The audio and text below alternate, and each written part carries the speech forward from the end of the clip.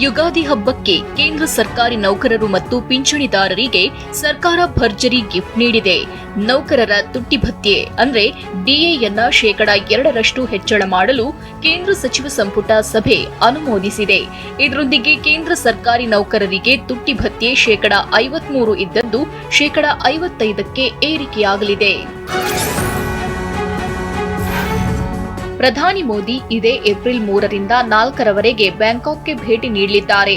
ಥೈಲ್ಯಾಂಡ್ನಲ್ಲಿ ಆಯೋಜಿಸಿರುವ 6ನೇ ಬಿಮ್ಸ್ಟೆಕ್ ಶೃಂಗಸಭೆಯಲ್ಲಿ ಭಾಗವಹಿಸಲಿದ್ದಾರೆ. ಬಳಿಕ ಏಪ್ರಿಲ್ 4ರಿಂದ 6ರವರೆಗೆ ಶ್ರೀಲಂಕಾಗೆ ಭೇಟಿ ನೀಡಲಿದ್ದಾರೆ.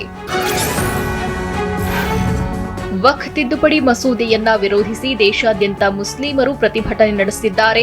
ಅಖಿಲ ಭಾರತ ಮುಸ್ಲಿಂ ವೈಯಕ್ತಿಕ ಕಾನೂನು ಮಂಡಳಿ ದೇಶಾದ್ಯಂತ ಕಪ್ಪು ಪಟ್ಟಿ ಧರಿಸಿ ನಮಾಜ್ ಮಾಡುವಂತೆ ಕರೆ ನೀಡಿದೆ. ಅದರಂತೆ ಶುಕ್ರವಾರ ದೇಶಾದ್ಯಂತ ಕಪ್ಪು ಬಟ್ಟೆ ಧರಿಸಿ ನಮಾಜ್ ಮಾಡಿದ್ದಾರೆ. ರಸ್ತೆಗಳಲ್ಲಿ ನಮಾಜ್ ಮಾಡಿದ್ರೆ ಪಾಸ್ಪೋರ್ಟ್, ಡ್ರೈವಿಂಗ್ ಲೈಸೆನ್ಸ್ ರದ್ದುಗೊಳಿಸುವುದಾಗಿ ಯುಪಿಯ ಮೀರತ್ ಪೊಲೀಸರು ಎಚ್ಚರಿಸಿದ್ದಾರೆ. ಈ ಬಾರಿ ನಗರದಲ್ಲಿ ರಸ್ತೆಯಲ್ಲಿ ನಮಾಜ್ ಮಾಡಲು ಅನುಮತಿ ಇಲ್ಲ. ಯಾರಾದರೂ ಮಾಡಿದ್ರೆ ಅವರ ಮೇಲೆ ಎಫ್ಐಆರ್ ದಾಖಲಿಸಲಾಗುವುದು ಅಂತ ಎಚ್ಚರಿಸಿದ್ದಾರೆ.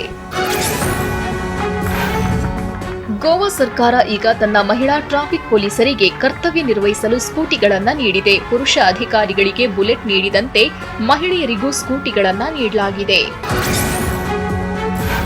ಇನ್ಸ್ಟಾಗ್ರಾಂನಲ್ಲಿ ಲವ್ ಮಾಡಿ ಪ್ರೇಯಸಿಯನ್ನ ಭೇಟಿಯಾಗಲು ಬಂದವನನ್ನ ಯುವತಿ ಕುಟುಂಬದವರು ಮದುವೆ ಮಾಡಿಸಿದ್ದಾರೆ. ಉತ್ತರ ಪ್ರದೇಶದ ಜಲೌನ್ನಲ್ಲಿ ಘಟನೆ ನಡೆದಿದ್ದು, ಗ್ರಾಮಸ್ಥರ ಕೈಗೆ ಸಿಕ್ಕಿಬಿದ್ದ ಪ್ರೇಮಿಗಳಿಬ್ಬರಿಗೆ ಯುವತಿಯ ಕುಟುಂಬಸ್ಥರು ಮದುವೆ ಮಾಡಿಸಿದ್ದಾರೆ. ಗುಜರಾತ್ನ ವಡನಗರದಲ್ಲಿ ಸಮಾಧಿ ಸ್ಥಿತಿಯಲ್ಲಿರುವ ಎಲುಬಿನ ಹಂದರ ಪತ್ತೆಯಾಗಿದೆ. ಈ ಬಗ್ಗೆ ತನಿಖೆ ನಡೆಸುತ್ತಿರುವ ವಡನಗರದ ಬೀರ್ಬಲ್ ಸಾಹ್ನಿ ಪ್ರಾಚೀನ ಇತಿಹಾಸ ವಿಜ್ಞಾನ ಇನ್ಸ್ಟಿಟ್ಯೂಟ್ನ ಮುಖ್ಯಸ್ಥ ಡಾಕ್ಟರ್ ನೀರಜ್ ರೈ ಸಮಾಧಿ ಮುದ್ರೆಯಲ್ಲಿ ಪತ್ತೆಯಾಗಿರುವ ಅಸ್ಥಿಪಂಜರದ ತನಿಖೆ ನಡೆಯುತ್ತಿದೆ ಎಂದಿದ್ದಾರೆ.